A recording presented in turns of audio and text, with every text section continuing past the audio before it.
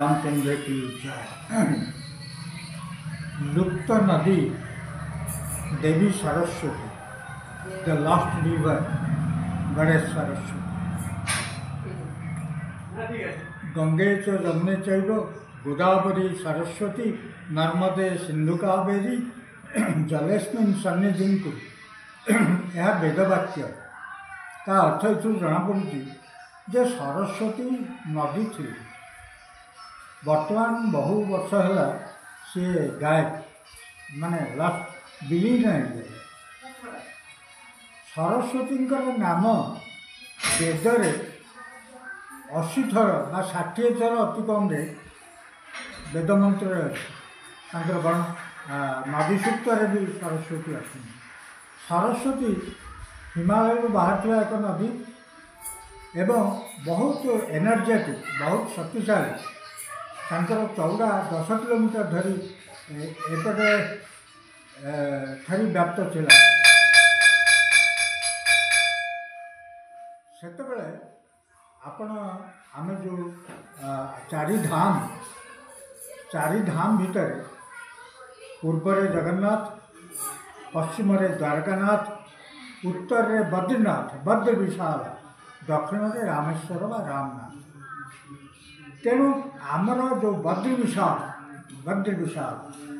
सेटा बद्री विशाल ठार 3 किलोमीटर गले भारतर शेष ग्राम बा अन्य अर्थरे प्रथम ग्राम से हूँ माणा गाँव। माणा गाँव रे बर्तमान सरस्वती उद्गम स्थलटा रही, जो पहाड़ बाहर की माँ सरस्वती देवी आसती उद्गम स्थलटा सरस्वती देखा जाए। एवं से स्वर्गारोहण रास्ता पांडव माने जो स्वर्ग को जावाई चाहिए से रास्ता जाते स्मृति से एवं व्यास गुंफा एवं गणेश गुंफा से भी अच्छे। ता अर्थ जिते महाभारत रचना करते व्यासदेव से समय से गणेश महाप्रभु आवाहन कर आनी व्यास डिक्टेशन दौले कहते एवं गणेश महाप्रभु लिखुते। ठीक व्यास गुंफा और गणेश गुंफा पाखरे नदी सरस्वती प्रवाहमान। नदी सरस्वती प्रचंड तीव्र वेग एवं भीषण शब्द रे गणेश महाप्रभु डिक्टेशन नहीं पारे ना, बारंबार बाधा सृष्टि है भयंकर गर्जन। तेणु व्यासदेव सरस्वती देवी को प्रार्थना कले कहले कहले आमर ये बर्तमान महाभारत रचना हो गणेश जी लिखुं, गणेश जी महाराज तांकर असुविधा हो शुणवे तमें कि समय से शब्द को एवं प्रखरता को कमे दिए, किंतु सरस्वती शुणिले फल व्यासदेव तांको अभिशाप देले सरस्वती देवी नदी देवी सरस्वती जो तुम लुप्त हो जाओ, गेट वैनिश्ड, गेट डिसअपियर्ड। तेणु यही सुतरां यही अभिशाप फल सरस्वती लुप्त हो। यहाँ हूँ आमर पुराणर कथा। यही जो सरस्वती निश्चिन्न होगले बोली बर्तमान केवल माणा गाँव पाखे सरस्वती आम देखु एवं जस्ट से जो सरस्वती देकरी से सरस्वती उपर जीवाई स्वर्गारोहण करने जेहेतु पांडव मैंने पार है सरस्वती की एवं पार हो पारे द्रौपदी, तेणु भीम गोटे विराट पथर आनी पोल तैयारी करते फल से भीम पुल बर्तमान भी कहुँ से स्वर्गारोहण करते। कुकुर भी जाते सांगे तर भी चित्र पांडव मान चित्र मूर्ति सब रही।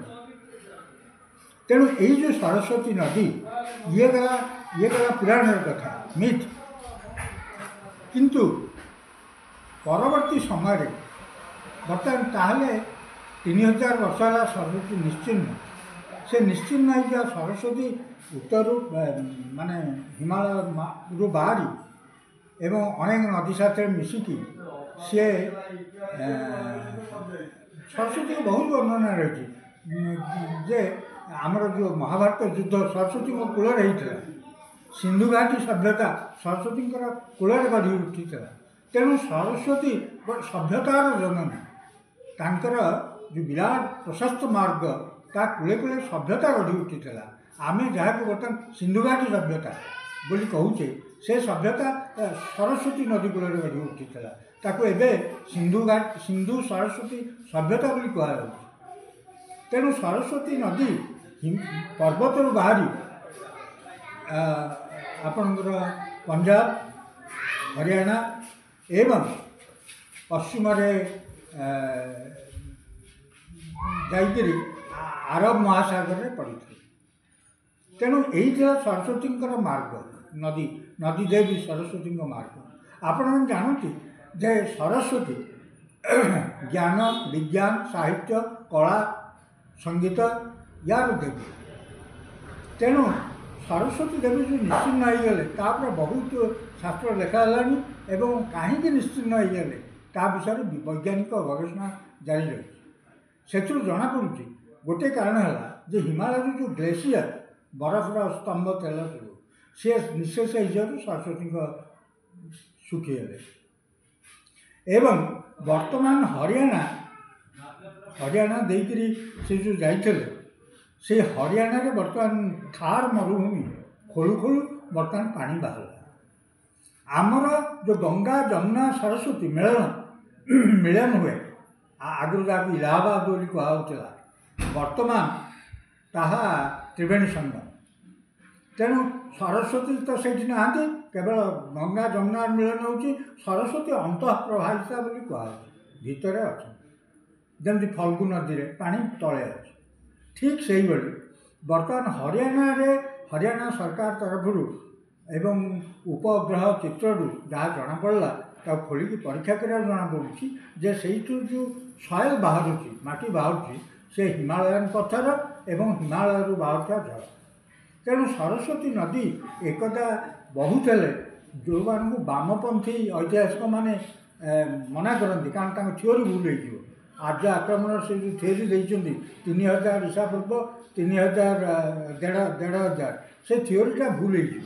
ସରସ୍ୱତୀ ଥିଲେ, ତେଣୁ ତାକୁ ସେମାନେ କାଳ୍ପନିକ ନଦୀ ବା ଫିକ୍ସନାଲ ରିଭର ବୋଲି କହନ୍ତି। ତେଣୁ କିନ୍ତୁ ବର୍ତ୍ତମାନ ଉପଗ୍ରହ ସାହାଯ୍ୟରେ, ସାଇଣ୍ଟିଫିକ୍ ବିଶ୍ଳେଷଣ ସାହାଯ୍ୟରେ ଏବଂ କାର୍ବନ ଡେଟିଂ ସାହାଯ୍ୟରେ ଜଣାପଡ଼ୁଛି ଯେ ସେ ନଦୀ ଅନେକ ଦିନ ଧରି ବହିଥିଲେ ଏବଂ ଆରସାଗରରେ ପଡ଼ିଥିଲେ ଏବଂ ସଭ୍ୟତାର ଜନନୀ ଥିଲେ। ସେ ତାଙ୍କ କୂଳେ କୂଳେ ହଡ଼ପ୍ପା, ମହେଞ୍ଜୋଦାଡ଼ୋ ଭଳି ସଭ୍ୟତା ମଧ୍ୟ ଗଢ଼ି ଉଠିଥିଲା। ଯେଉଁଟା ସିନ୍ଧୁଘାଟି ସଭ୍ୟତା ବୋଲି କୁହାଯାଉଛି, ସେଇଟା ପ୍ରକୃତରେ ସରସ୍ୱତୀ ସିନ୍ଧୁ ସଭ୍ୟତା। ତେଣୁ ସରସ୍ୱତୀ ନିଶ୍ଚିହ୍ନ ହୋଇଯିବାର ପ୍ରାୟ 3000 ବର୍ଷ ବୋଲି କୁହାହେଲାଣି ଏବଂ ଯେଉଁ ଜାଗାରେ ସେ ନିଶ୍ଚିହ୍ନ ହୋଇଥିଲେ, ଡେଜର୍ଟ ଥାର ମରୁଭୂମି, ତାର ମଧ୍ୟ ବର୍ଣ୍ଣନା ଅଛି ସଂଗୀତରେ। ତେଣୁ ସରସ୍ୱତୀ ଯେ ଥିଲେ ଏବଂ ଏବେ ଲୁପ୍ତ ଭାବରେ ଅଛନ୍ତି, ଏବେ ଗୁପ୍ତ ଭାବରେ ଅଛନ୍ତି, ସେ ପାତାଳ ଲୋକରେ ଅଛନ୍ତି, ଏକଥା ନିଶ୍ଚିତ। ସିୟାବର ରାମଚନ୍ଦ୍ରକୁ ଜୟ।